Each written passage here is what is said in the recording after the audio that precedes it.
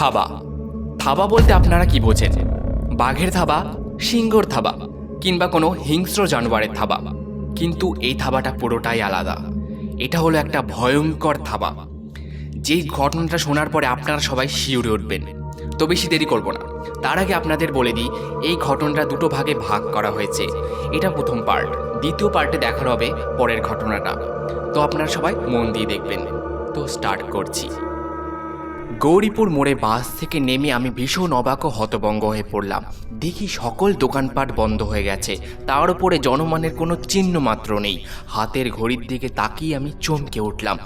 রাত প্রায় 11:30 বাজবে ভাব। তা যাই হোক, গৌরীপুর মোড়ের থেকে মিনিট 30 সাইকেলে জার্নি করলেই 3-4টে গ্রাম ও একটি ছোট ফাঁকা নির্জন মাঠ পেরালেই আমার গায়ের দেখা মেলে।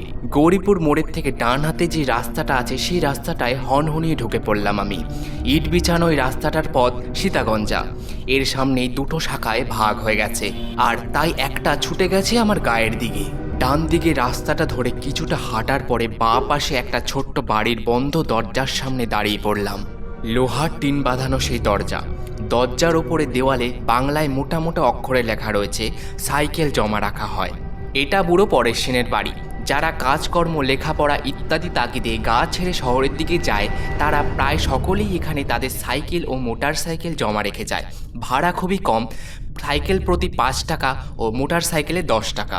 বাড়ির টিনের দরজায় কয়েকবার সজোরে আঙুলের টোকা দিলাম, কিন্তু কোনো সাড়া মিলল না। শীতের ঠান্ডা হাওয়া, দাঁতে দাঁত কাঁপুনি হচ্ছিল। মাথার মাফলারটা তাই শক্ত করে ও কায়দা করে বেঁধে নিলাম। হাতের তালুটা ঘষতে ঘষতে ডাকলাম, কাকু দরজাটা খুলুন, সাইকেল নেব। তারপর আরও কয়েকবার আঙুলের টোকা দিলাম, কিন্তু কোনো কাজই হলো না। খুড়তুতো এক দাদাকে ফোন করার জন্য পকেট থেকে মোবাইলটা বার করে দেখি বেচারি খিদে পেটে কাঁদতে কাঁদতে কখন যে ঘুমিয়ে পড়েছে। এক বিরক্তিসূচক শব্দ করে দরজার দিকে ফিরে দাঁড়ালাম। দেখলাম ওপারে একটা কুঁজো কালো মূর্তি অন্ধকার ঠেলে দরজার দিকে এগিয়ে আসছে। কিছুটা সামনে আসতেই লোকটার হাতে হ্যারিকেনের মৃদু আলোতে তাকে স্পষ্ট চিনতে পারলাম। হ্যাঁ, দোকানদার পরেশ সেন। এতক্ষণে আশ্বস্ত হলাম, মনের অনেকটা দুশ্চিন্তা দূর হলো, মাথাটাও অনেকটা হালকা হলো। বুড়ো পরেশ সেন হ্যারিকেন উঁচিয়ে ধরে মুখটা আমার ভালো করে দেখে নিয়ে কাঁপা কাঁপা গলায় বলে উঠল, ও তুমি? তা এত রাত অব্দি কোথায় থাকো বাপু? আমি তেমন কিছু না বলে শুধু হ্যাঁ হুঁ বলে তার পেছন পেছন ঘরে এসে ঢুকলাম।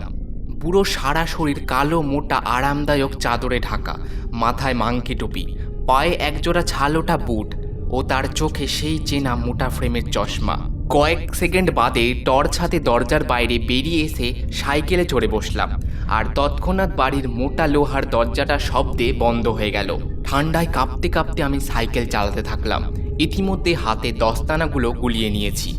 এরপরে আমার সাথে ঠিক কী ঘটতে চলেছে এটা দেখানো হবে পার্ট 2-এ। ততক্ষণের জন্য বাই বাই। ভালো থাকবেন, সুস্থ থাকবেন।